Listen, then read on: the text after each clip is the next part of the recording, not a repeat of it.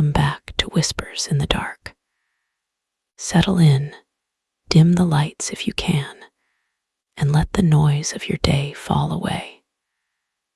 Tonight's story comes from a coastline where the wind never quite stops worrying the cliffs, where the sea keeps its own counsel, and where the dark does not feel empty. It feels occupied.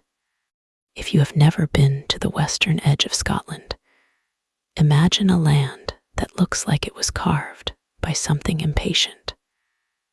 Rock teeth, salt scars, narrow roads that thread through moor and bracken, and suddenly end at a drop where the ocean hammers the world flat. It is beautiful in a way that can make you feel small, and it is lonely in a way that can make you feel watched. This is a tale that has been told for centuries. Some call it a legend. Some insist it was history. Either way, the name has survived longer than the bodies, longer than the screams, longer than the cave itself in some tellings. Sawney Bean. And if you are listening to this on YouTube, if your phone is warm in your hand and the room around you feels safe, let that comfort be part of the horror. Because the people in this story had comfort too. They had hearths, they had beds, they had lovers, they had children, they had plans for tomorrow. Then they took the road at the wrong hour. They trusted the wrong kind of dark. They met a family that did not live by the same rules as the rest of the world. Take a breath. Keep your eyes open. The sea is loud tonight. Now listen. The first thing you notice, walking that stretch of coast, is that the air smells of iron. It is a faint scent at first, easy to blame on wet stone or the taste of storms. But iron is honest. It has a way of insisting on itself. The longer you stay, the more you realize it is not the sea at all. It is something older, something that has soaked into the ground, and the salt, and the very pores of the cliff. The locals call the place by names that do not invite questions. Benning, Ballantree, places spoken quickly, as if they might hear their own names and answer. In the taverns, there are stories, always stories. Men with their mouths slick from whiskey will mutter about travelers who never arrived, about a cart found overturned with the horse gone mad and biting at its own reins, about a woman's shawl discovered snagged on a thorn bush with no woman anywhere to be found. The stories are told like weather, like something that happens, like something you endure. And when the fire in the tavern burns low, someone will always add one more detail, the way you might add a pinch of salt, the way you might test how much fear the room can hold. There is a cave, they say, not a pretty cave that tourists visit with lanterns and laughter, not a neat hollow where waves make charming echoes. This cave is a mouth. The cliff opens wide at low tide, and when the water rises it closes again, swallowing everything inside. No door, no path, only sea. Sometimes, if the wind is wrong, you can hear it breathing. They say a man and his wife lived there once, long ago. They say the man's name was Sawney Bean. They say his wife was as cruel as he was, perhaps crueler, because she smiled more. They say they ate people. The story, when it is told cleanly, becomes a list, a tally, a warning, a gruesome curiosity, the kind of thing you click on late at night and regret slightly, like you have put your mind's hands into something sticky. But the truth, whether it happened as described or whether it grew in the telling, does not feel like a list when you stand there with the tide tugging at your boots and the sky turning the color of bruised steel. It feels like a presence. It feels like there is a reason the gulls do not land on certain rocks.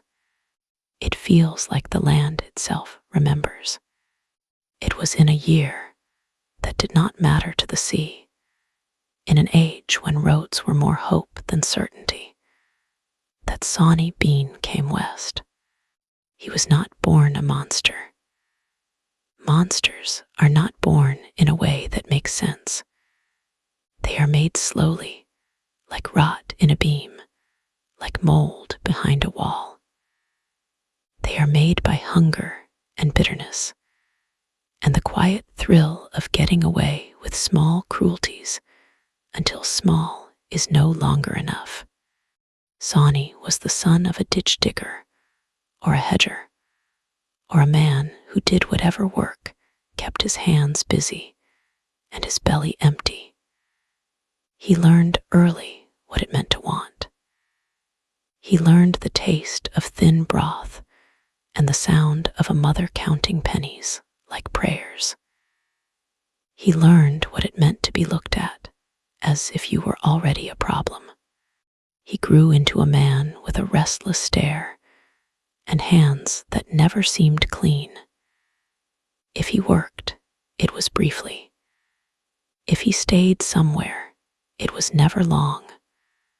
There were whispers of theft, of fights, of a temper that came quick and left damage behind. He met Agnes in a place that stank of peat smoke and old ale. She was older than him by a few years, or perhaps the same age, but hardened by a life that had given her no softness. She had hair like a dark rope and eyes that held no apology. People moved out of her way without knowing why. Agnes laughed at Sawney, not because he was funny, but because she could see the shape of him. She could see the hunger. He mistook her laughter for interest.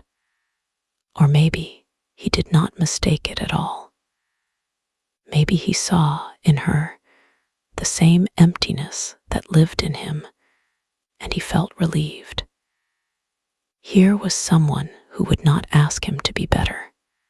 They took each other quickly, like animals do when the world has made them believe tenderness is a trick. And once they were together, once their minds linked like two knives, they did not fit anywhere that had rules. They stole, they frightened, they made enemies, they burned bridges before anyone could make them cross back. When the whispers became shouts, and the shouts became a mob, they ran. They did not run inland where there were towns and sheriffs and churches that watched you with stained glass eyes. They ran to the coast, to a place where the land broke into cliffs and the sea drowned footprints. They found the cave at low tide. It looked from the outside like nothing worth noticing. A shadow in the rock, a dark seam where the cliff had split. But when they stepped in, the sound of the sea softened, as if the world outside had been muffled. The air was cold and stale and old. The floor was uneven, slick in places, sandy in others. Farther in, the cave widened into chambers where you could stand upright, where the ceiling hung in jagged teeth.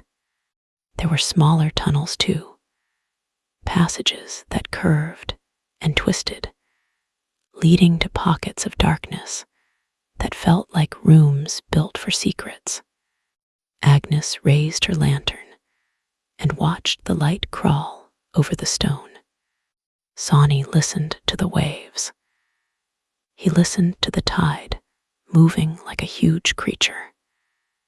He listened to the way the cave seemed to hold its breath.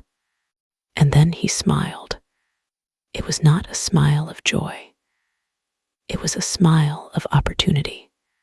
Here, he thought, no one will come unless we want them to. Here, he thought, we can do anything. They made a home. At first, it was almost ordinary, in the way that evil often begins by mimicking normal life. They dragged driftwood inside. They built a crude hearth in one of the wider chambers, where smoke could find its way out through cracks in the rock. They laid down old sacks and blankets stolen from farmhouses.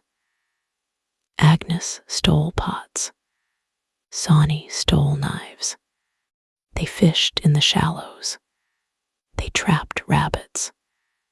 They raided henhouses at night.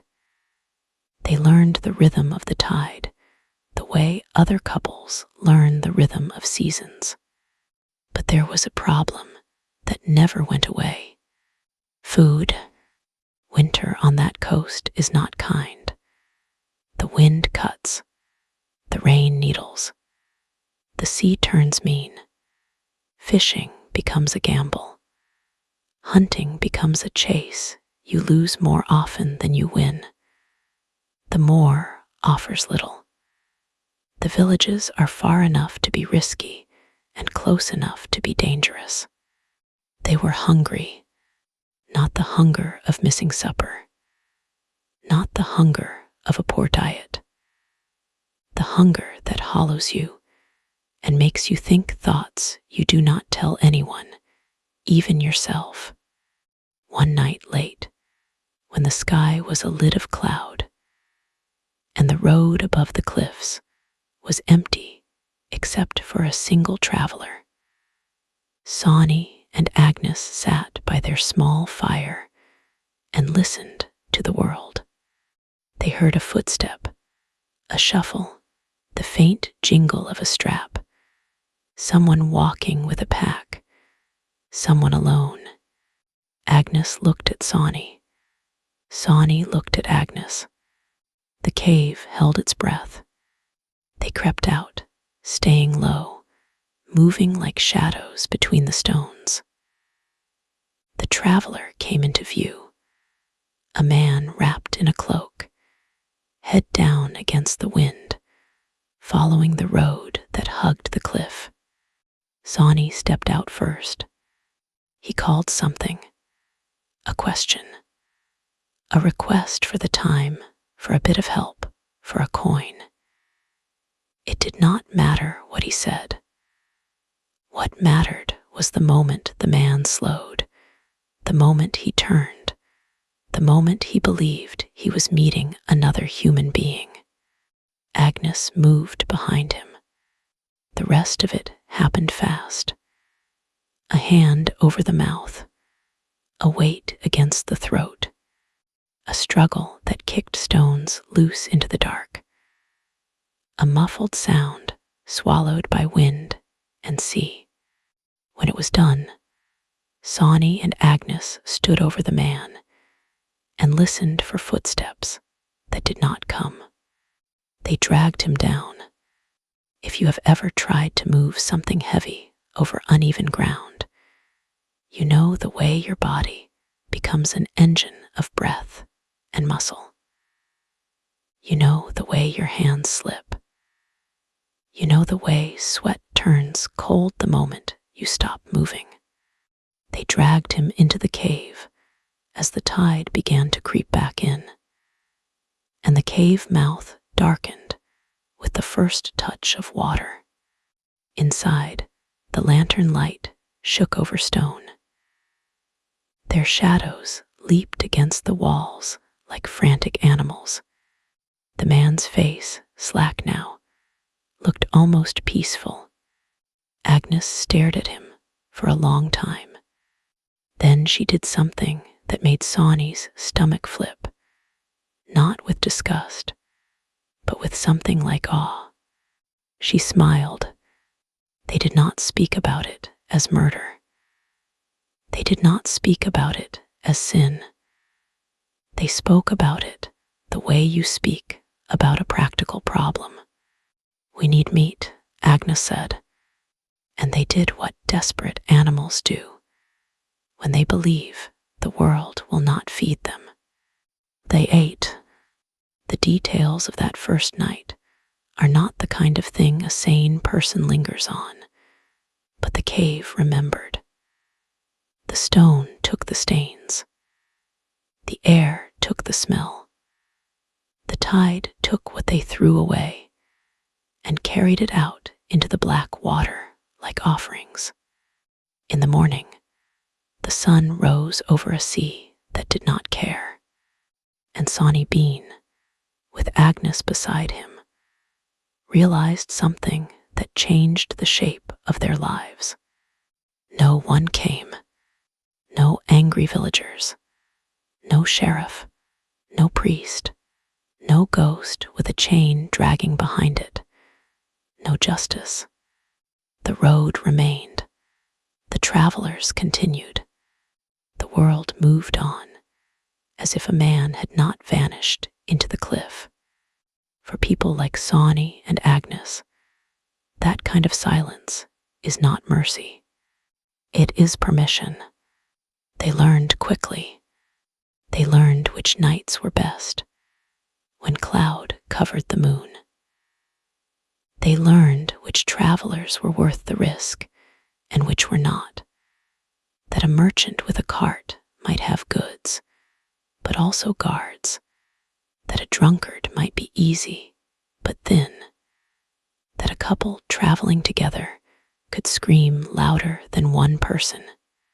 They learned to listen for hooves, to watch for lanterns bobbing in the distance, to time their movements with gusts of wind, so no one heard the scrape of stone underfoot. They learned to strike fast and pull the bodies down the hidden way, a narrow path that led from the road to the beach below, then to the cave mouth that only opened wide at low tide. And inside, the cave became something else. At first, it was simply a shelter with a terrible secret. Then it became a larder. They hung stolen packs from rock hooks. They piled shoes in a corner. They stacked blankets. They kept coins in a cracked pot they buried under sand, not because they needed money inside their stone world, but because taking it felt like winning. Then bones began to collect. A skull placed on a ledge, like a candle that would never burn out. A line of ribs arranged by accident at first, then by choice, because Agnes liked the way they looked when the lantern light caught their curve. Teeth, small white stones, scattered and kicked into crevices, then gathered again by children later, like beach glass. The smell changed too, becoming something that did not leave even when the tide rushed in and out.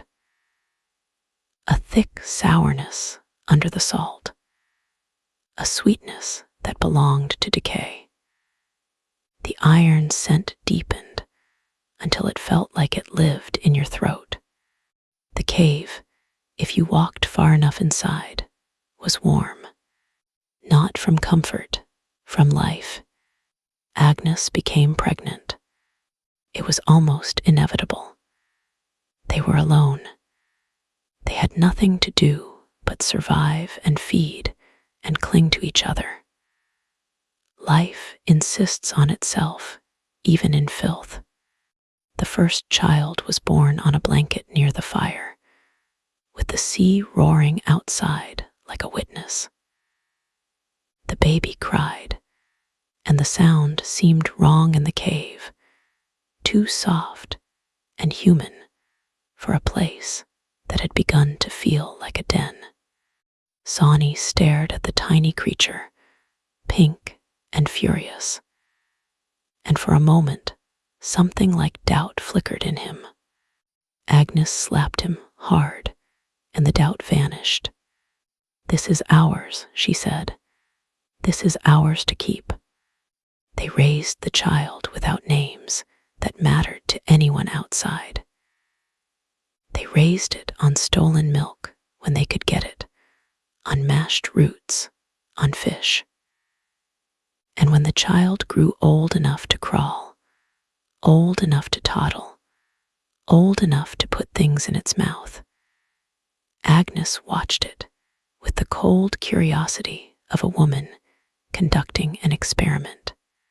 One night, when a body lay on the cave floor, and the air was thick with heat and smoke, Agnes tore off a piece of cooked meat and held it out.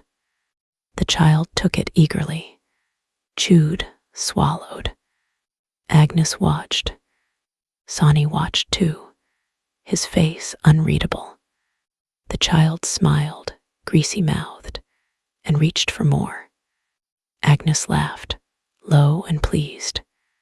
That laugh echoed down the tunnels. It slid into the cracks. It stuck there. The second child came, then the third, then more.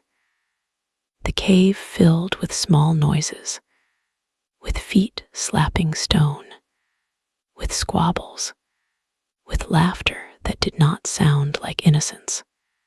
The family grew the way mold grows, quietly, steadily, filling every available space.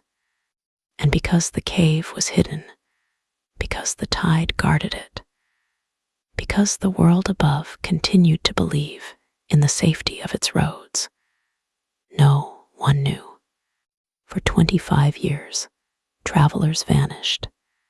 Some were merchants, fat with good meals. Some were soldiers, smelling of sweat and metal. Some were young couples walking too close together, whispering. Some were old men who walked alone because pride would not let them admit they needed company. They vanished, and the land swallowed the evidence. Sometimes the sea returned a piece, a boot, a scrap of cloth, a bone polished smooth by water. But the sea is full of bones. Who can tell one from another? So rumors remained rumors. And inside the cave, Sawney and Agnes sat like monarchs of a kingdom built from stolen lives. Their children became many, not simply children, but a brood. A tangle of siblings and half-siblings and cousins. And then, as years went on, something worse, because there were no outsiders to dilute the blood, no new names, no fresh faces, no sense of taboo. They made their own rules. They paired off with each other in the way animals will when penned and forgotten. They produced more children, and those children grew up with the same hunger, the same lessons, the same knowledge that the world outside was prey. The cave became crowded.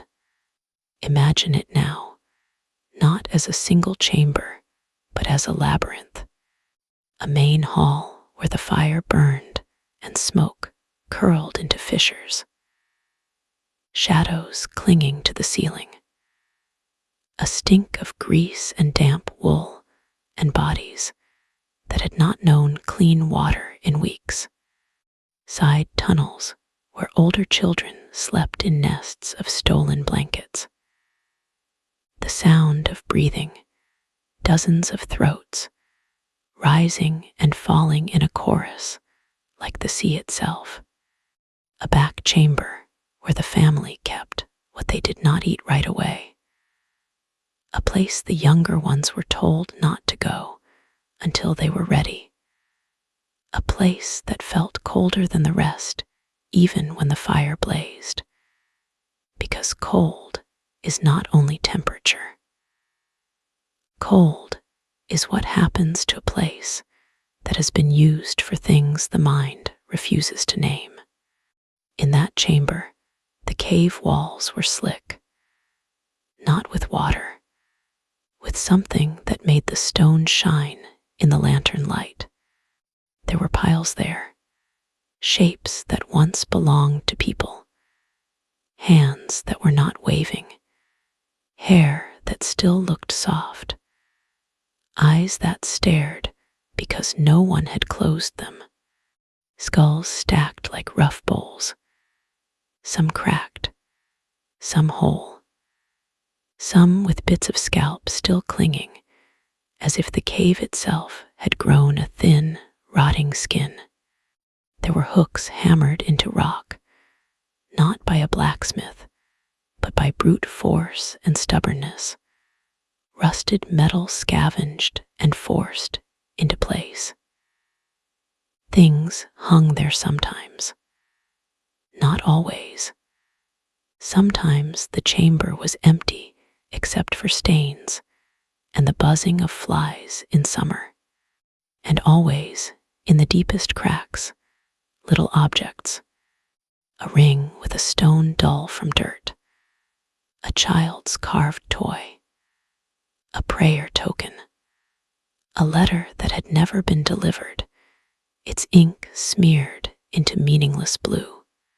The children played among these things, the way children elsewhere play among fallen leaves. They did not know it was wrong, or perhaps they did. Perhaps knowing and not caring is its own kind of wrong. Sawney Bean grew older, thicker in the shoulders, his beard turning gray in patches. Agnes stayed fierce, her eyes bright and hard. If she aged, it only sharpened her. They did not argue much. Their partnership was not romantic. It was efficient. It was a shared appetite. And when they spoke of the outside world, it was never as neighbors or fellow humans. It was as meat. Every few days, sometimes every night when the weather was right, they hunted. The older sons, broad and heavy with muscle, went up to the road. The daughters went too, hair tied back, faces smeared with soot to break up the pale gleam of skin in moonlight. They hid behind rocks. They lay in ditches. They became patient. They ambushed travelers with practiced cruelty. Sometimes they used a voice, calling out like a frightened woman, like a lost child, like a man with a broken cart. The road is a place where kindness can kill you if you give it to the wrong person. Sometimes they did not bother with voices. Sometimes they simply rose out of the dark, a wall of bodies, and the traveler's fear did the work for them, freezing them long enough. They dragged victims down the hidden path, and always the tide rose behind them, closing the cave like a lid, sealing the family inside with their prize. From the outside, the cliff looked untouched. From the inside, the cave pulsed with life and death. It is easy to imagine that no one noticed, but people did notice. They noticed in the way a village notices when too many chairs at the tavern remain empty. They noticed when a husband did not return, when a son vanished on his way to market, when a merchant's cart never arrived. They formed groups to search. They walked the roads with torches. They called names into the dark. They looked down from cliffs and saw only black water and white foam. They found nothing, because the sea is an excellent accomplice. There were whispers that bandits lived nearby, that a gang waited in the gorse. There were whispers that the devil had claimed that road. There were even whispers that it was punishment for sins people did not speak aloud. In such a landscape, superstition grows like heather. Still, the disappearances continued. And then one night, something went wrong. It was late, the kind of late when even owls feel sleepy, when the world has been reduced to wind and the soft, distant crash of waves. A couple traveled the road, riding a sturdy horse, the man holding the reins, the woman seated behind him with her hands around his waist. They were not rich. Their clothes were decent, but not fine. They were not armed with anything more than a small knife at the man's belt. They were also not alone. A dog ran alongside them, a shaggy thing with a loud bark, and the stubborn heart of an animal that believes its people are the center of the world. The Bean family watched from the dark. The sons crouched behind rocks. The daughters lay low in the grass. Sawney and Agnes waited farther down the path, ready to close the trap. When the couple reached the right point, the family sprang. The horse screamed. The dog barked, wild and furious. The woman cried out. The man swore and tried to turn, but hands grabbed the bridle. Hands grabbed his leg. Hands grabbed her cloak. For a moment, the scene looked like dozens of shadows wrestling in the moonlight. And then the dog bit. It sank its teeth into the arm of one of the sons, and the son yelped, startled more than hurt. And that yelp was the crack that broke the family's rhythm. The horse reared. The couple clung.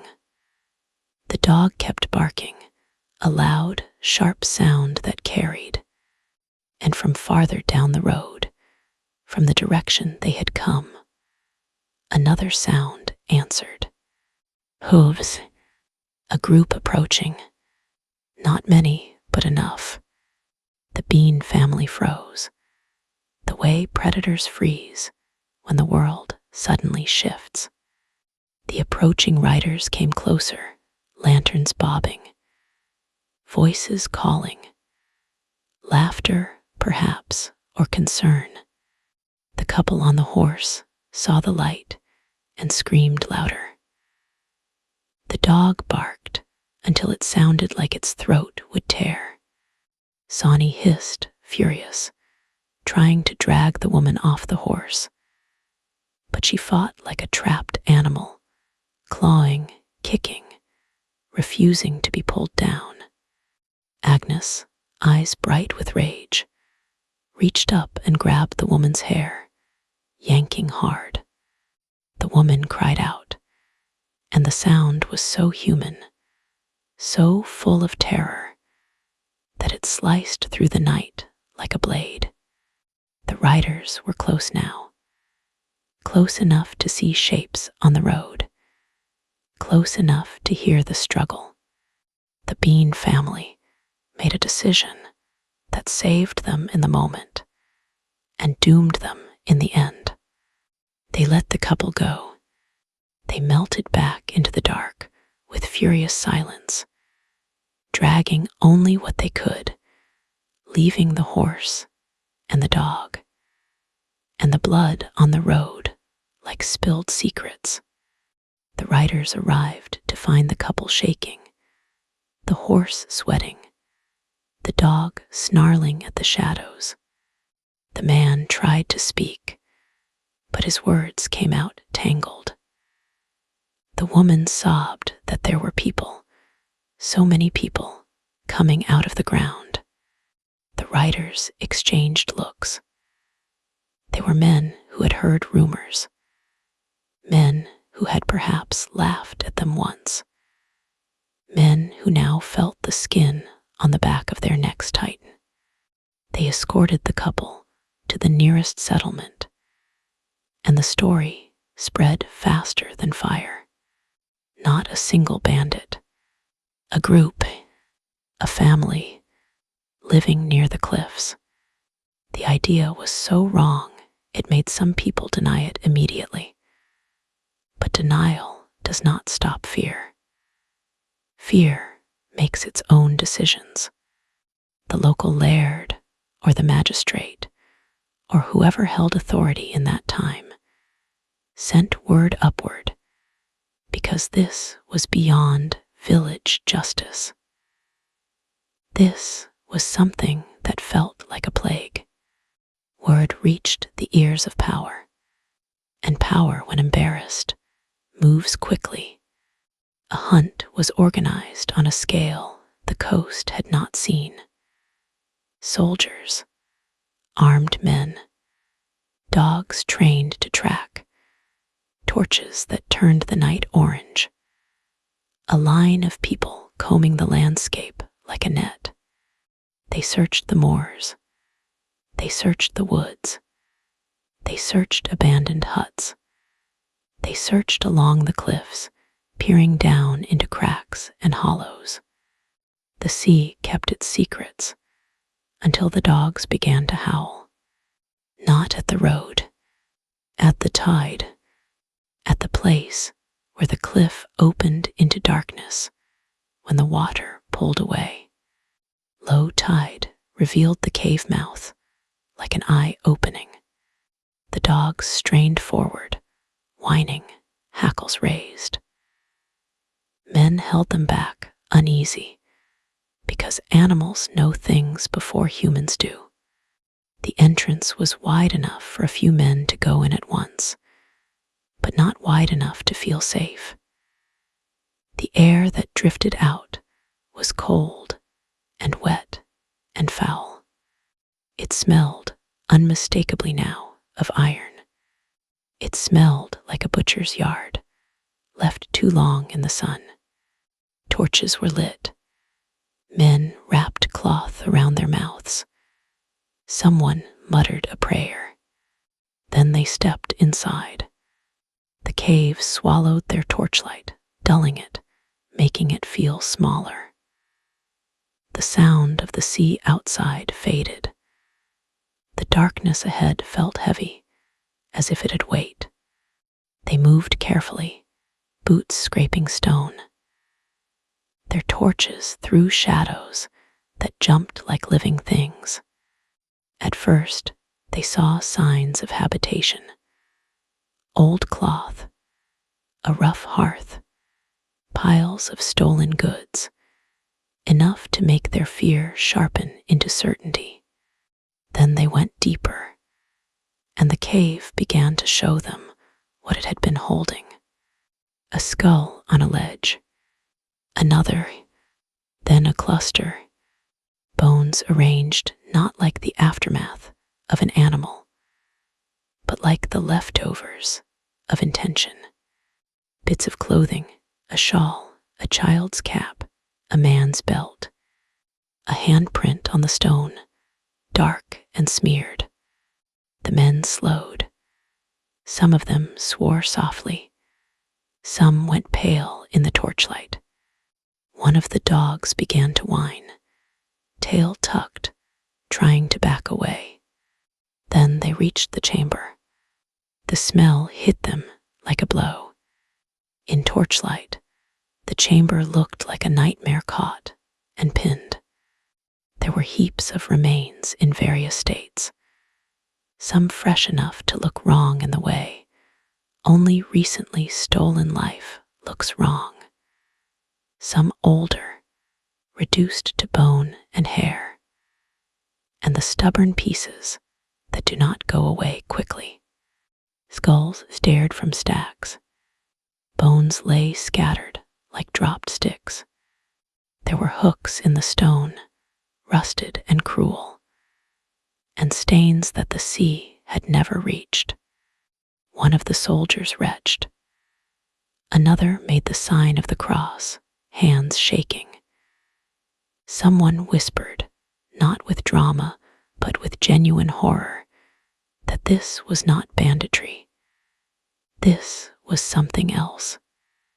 This was a family's way of living.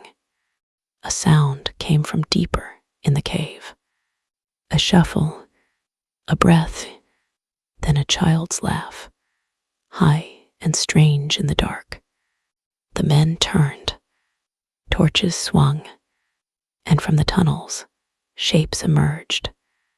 Dozens of them, not all adults. Many were children. Some were youths with the awkward limbs of adolescence. Some were women, hair hanging in tangles. Some were men with broad shoulders and wary eyes.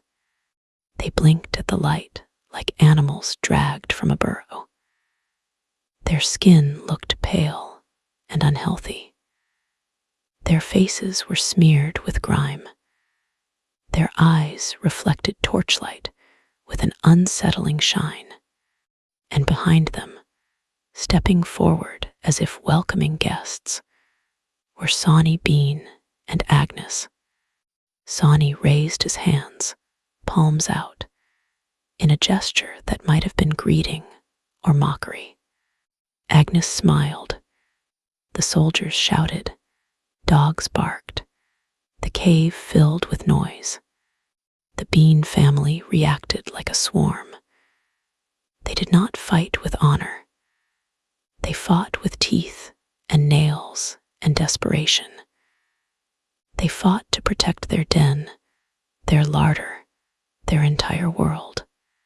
But they were outnumbered, and for the first time in 25 years, they faced an outside force that did not stumble into their trap. The soldiers moved as a unit.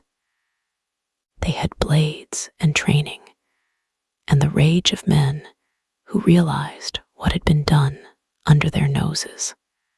In torchlight and chaos, the family was driven back. Some tried to flee into the deeper tunnels. Dogs were sent after them. Torches followed. The cave echoed with screams and snarls, and the thud of bodies hitting stone. The hunt lasted long minutes that felt like hours. A desperate scuffle through narrow passages and chambers slick with damp and old stains. In the end, there was nowhere to go. The tide would return. The cave mouth would close, and the soldiers had already taken the entrance. One by one, the Bean family was dragged into the main chamber and bound. There were so many of them, a brood that had filled the cave like an infestation. 45, some said later, though in the moment no one could count properly. It was enough to make the soldiers feel as if they had discovered not a crime, but a hidden species. The children watched with hollow expressions, not crying the way children in villages cry when men with swords come. Some stared with hatred. Some stared with curiosity. Some looked only hungry. Sawney Bean was forced to his knees. Agnes was restrained, still smiling, still defiant. A soldier demanded to know how long, how many, why. Sawney laughed, a low, wet sound that did not belong in a human throat. Agnes Agnes leaned forward as far as her bonds allowed and said something that the men would repeat for the rest of their lives. Something simple and terrible. We ate what came. The soldiers did not keep them in the cave. The cave was too foul, too haunted by what it had held. They marched the family out at low tide, forcing them into daylight that made their pale skin look almost translucent. People gathered as the procession moved toward civilization. Villagers came out of cottages, staring. Some spat, some wept, some looked sick. The couple who had escaped with their dog was there, the woman holding her throat as if she still felt hands on it. The Bean children stared back at the crowd, as if the crowd were the strange thing. And in that march, the horror shifted. Because the cave was a monster's mouth, yes, but the family walking out of it were human beings who had made themselves into something else. That is part of what makes the legend endure. It is easier in a story to make evil wear a mask that looks nothing like us. It is harder to admit that evil can look like a man you might pass on a road, like a woman who might sell you bread. Accounts differ after that. Some say the family was taken to a place of judgment. Some say they were executed without ceremony, as if the law itself refused to dignify them with process. But no matter how the ending is told, the same feeling remains. The cave was opened, and what was inside was not just bodies. It was years of missing people. It was the proof that fear was not superstition. It was arithmetic. It was the answer to questions that had been asked in soft voices by firelight. Afterward, the cave was avoided. Even men who had fought wars did not want to go back in. Torches would gutter in the damp. The smell would cling to your clothes. The sound of the sea outside would feel like a laugh you could not understand. Fishermen passing the cliffs at low tide would glance at the dark mouth and spit into the water, as if spitting could keep something away. Parents warned children not to wander near the rocks. Travelers took longer routes inland, preferring muddy roads to that stretch of coast. And yet, over time, as always happens, life pushed the fear aside. Markets reopened. Weddings happened. Bobbies were born. Men drank. Women gossiped. The road saw footsteps again, because people can live beside horror if enough days pass without it knocking on their door. But the story stayed. It stayed because it carries a truth that does not require the details to be perfectly accurate. The truth is that there are places where the world can hide what it does not want to see. The truth is that danger does not always announce itself with a villain's grin. Sometimes it announces itself with a polite voice in the dark asking for help. The truth is that families can become their own closed worlds, and in a closed world, the rules can rot. And the truth is that the sea, for all its beauty, will always take what you give it and never tell anyone. If you ever walk that coast, if you ever stand on a cliff and look down at the foaming black water, imagine the tide pulling back. Imagine the cave mouth opening. Imagine the cold breath of it. Imagine a light flickering deep inside, not the warm light of a hearth in a cottage, but the restless light of a fire fed by something you do not want to name.